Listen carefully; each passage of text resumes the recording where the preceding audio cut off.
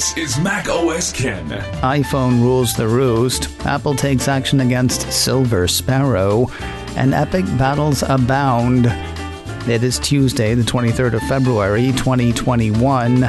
I'm Ken Ray, and this is news from Mac OS Ken, brought to you by yours truly and sponsored by Headspace. Meditation made simple. Get a free 1-month trial at headspace.com/macosken. This show is also sponsored by Sunbasket, delivering oven-ready meals that are fast, fresh, and delicious. Everything I've had from Sunbasket has been wonderful, both the meal kits and the fresh and ready meals. Those are great because, like the name says, they're fresh and ready. Items on next week's menu include braised beef Penang curry with jasmine rice and sweet peas, chicken cacciatore with spaghetti, and so many more from which to choose. The chefs at Sunbasket have won Michelin Awards and a James Beard Award, which is why everything tastes amazing. See what they can cook for you and do it for less. Right now, Sunbasket is offering $35 off your order when you go right now to sunbasket.com/macosken and enter promo code macosken at checkout. That's sunbasket.com/macosken and enter promo code macosken at checkout for $35 off your order. sunbasket.com/macosken and enter promo code macosken. Meet the new boss, same as the boss before the old boss. Literally. Ars Technica has new numbers from market tracker Gartner that show Apple retaking the smartphone sales lead from Samsung last quarter. By the firm's reckoning, it is the first time Apple's beat Sammy and handset sales since the holiday quarter of 2016. That said, one quarter does not a year make. You actually need 4 quarters for that. For the year, Gartner says Samsung still beat Apple in number of units sold. It's worth remembering, as Ars Technica points out, Apple released a slew of new phones in the holiday quarter. Samsung saw no flagship phones released in the fourth quarter of 2020. Apple's taken steps to block the spread of Silver Sparrow, malware known to affect both x86 and M1 Macs. You may remember Monday's story on the malware. Researchers at Red Canary said that Silver Sparrow was phoning home once an hour, looking for commands to run or binaries to execute. With no payload, though, they found it difficult to suss the endgame. Rather than wait for that, Apple's taken a better safe than sorry approach. A piece from Mac Rumors says the Cupertino company has revoked the certificates of the developer accounts used to sign the packages, preventing additional Macs from being infected.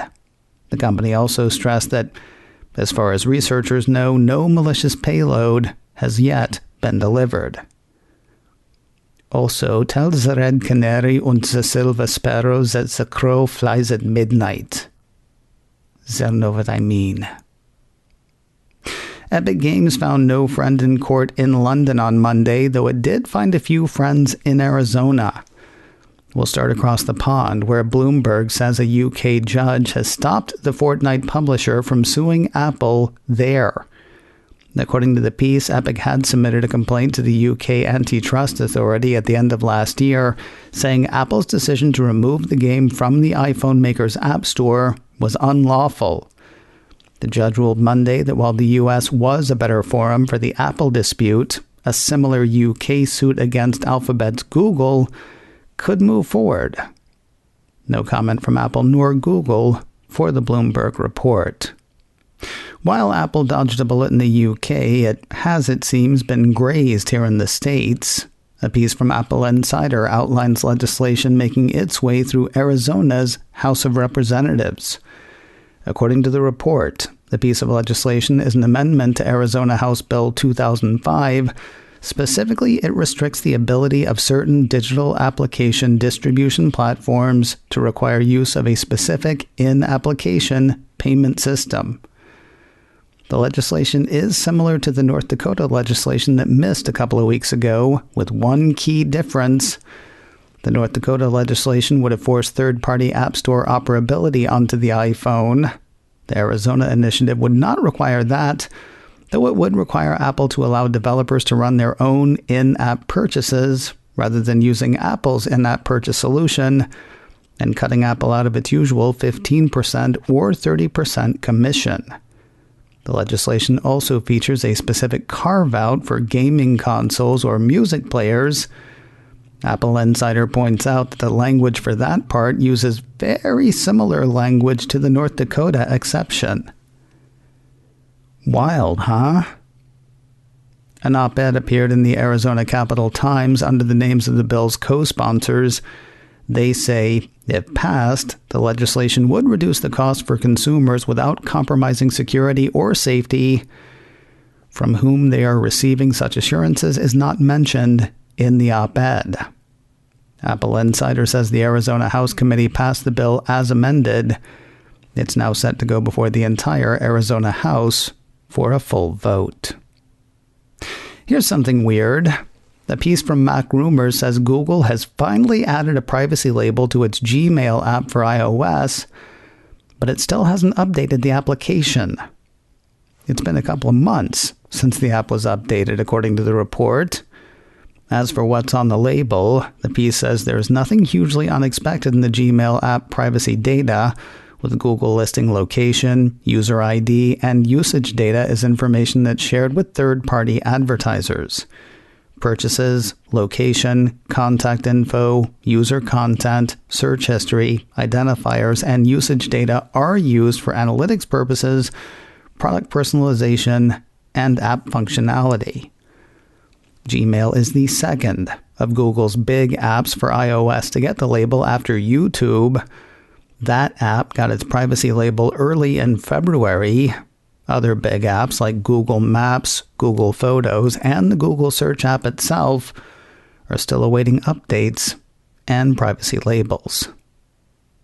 Listener Webb was kind enough to send me a note on Monday reminding me that Apple's annual shareholders meeting is tomorrow, which is now today, because he sent it Yeah.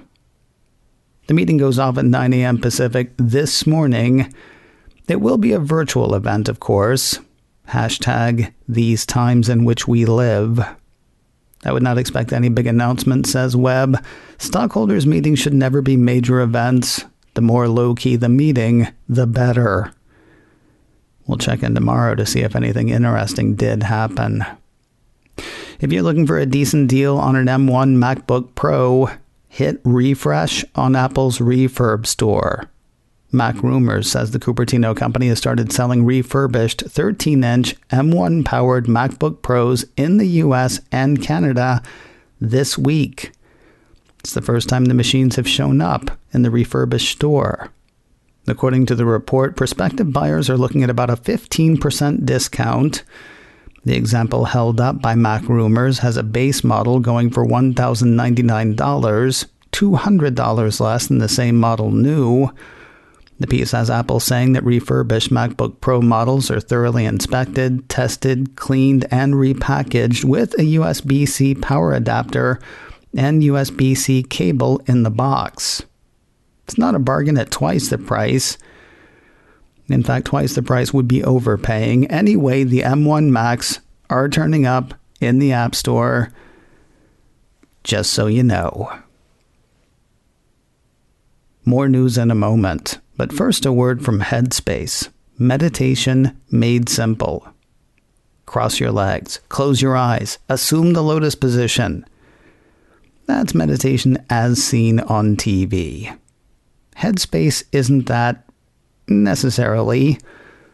I mean, you can do all that if you want to. Really, though, Headspace is mindfulness and meditation that works for you on your schedule, anytime, anywhere, thanks to their easy-to-use app. From short single bursts to longer courses to physical exercise that keep mindfulness in mind to wind-down sessions to help you fall asleep. I'm working through one of the basics courses, though I have hit the SOS sessions more than a few times when things get stressful. Headspace is backed by 25 published studies on its benefits, 600,000 five-star reviews, and over 60 million downloads. If you're looking to be less stressed, and seriously, who isn't? Give Headspace a try. You deserve to feel happier, and Headspace is meditation made simple. Go to headspace.com/macOSCan. That's headspace.com/macOSCan for a free 1-month trial with access to Headspace's full library of meditations for every situation. This is the best deal offered right now. Head to headspace.com/macOSCan today. News of another entrepreneur camp from Apple. Apple Insider says applications are now open for a camp for female App Store founders and developers slated for July. Of the program, Apple says Apple Entrepreneur Camp supports underrepresented founders and developers as they build the next generation of cutting-edge apps and helps form a global network that encourages the pipeline and longevity of these entrepreneurs in technology. The deadline for applications is the 26th of March. They're open to female CEOs, founders and co-founders, or developers with a proficiency in Swift or Object-C and a functional app to demonstrate. The camp will run the 20th through the 29th of July. Interesting programming news for one of Apple Music's radio stations. Apple Insider says actor Leslie Jordan is getting a weekly, hour-long show on Apple Music Country. Jordan's known for roles on Will and Grace, Hearts of Fire, American Horror Story, and more. According to the report in Hunker Down Radio, Jordan will discuss his life as an LGBTQ celebrity and present country, gospel, and blues tracks. Songwriter Travis Howard will co-host the show. Hunker Down Radio premieres this Sunday, the 28th of February. The Apple TV Plus Billie Eilish documentary is getting the red carpet treatment. Red carpet not included, of course. Hashtag these times in which we live. Apple issued a press release Monday announcing a sort of pre-game for Billie Eilish, The World's a Little Blurry, the Apple TV Plus documentary that's technically scheduled to premiere on Friday. It'll either hit Thursday night or the whole thing is getting a serious red carpet treatment. According to the release, the event will include an exclusive stripped-down performance by Eilish, special video packages from the film, an interview with the film's director, R.J. Cutler, and an intimate conversation with Eilish especially for her fans, all hosted by Apple Music host and DJ Zane Lowe. The pre-show starts at 6 p.m. Pacific, 9 p.m. Eastern. It'll be streamed for free on the Apple TV app, the Apple Music app, and Eilish's own YouTube channel. Immediately following the event, Apple says the documentary will debut on Apple TV Plus for all subscribers. And finally today, if you want to own a piece of Apple history but don't have $200,000 to drop on a Steve Jobs job application, something else is going under the hammer. Apple Insider has word of a vintage Apple retail sign. According to the piece, the sign, which measures 4 feet by 5 feet, was displayed by an authorized reseller who first learned about Apple at a computer conference in 1976. The sign itself is dated 1978. It goes up for auction on Thursday. Nate D. Sanders Auctions is handling the sale. The firm says the sign has a few surface marks and some yellowing to background, but rainbow colors remain bright. Overall, they say the sign is in very good condition. Now, if this sounds familiar, something similar went up for auction this time last year. The piece says the listing for this year's sale is virtually identical to last year's, except for the price. Last year's starting bid was $20,000. This year's starting bid is $12,000. It's unclear whether this is the same sign, according to the report. I gotta say, a shift from $20,000 to $12,000 almost makes the price sound reasonable.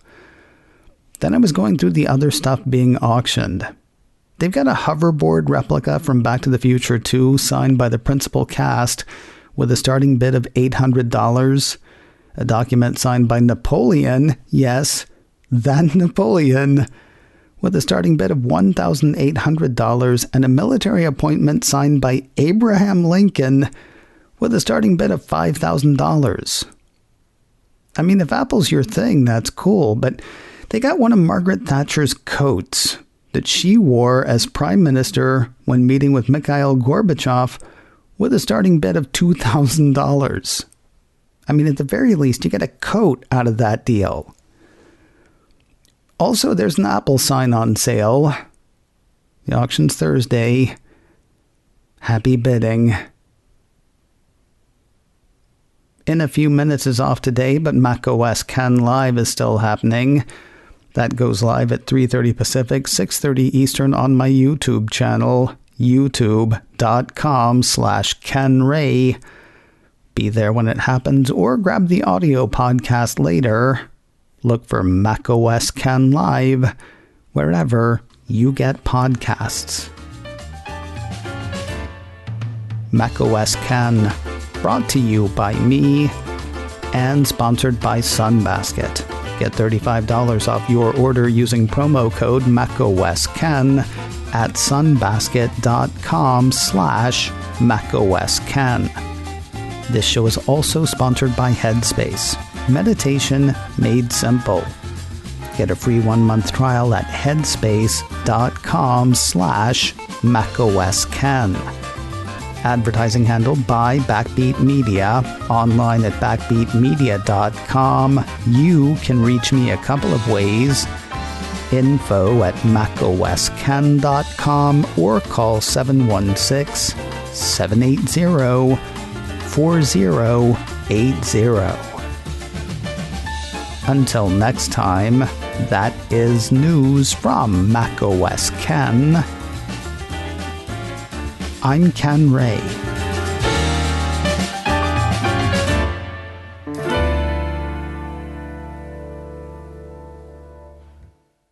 Ciao.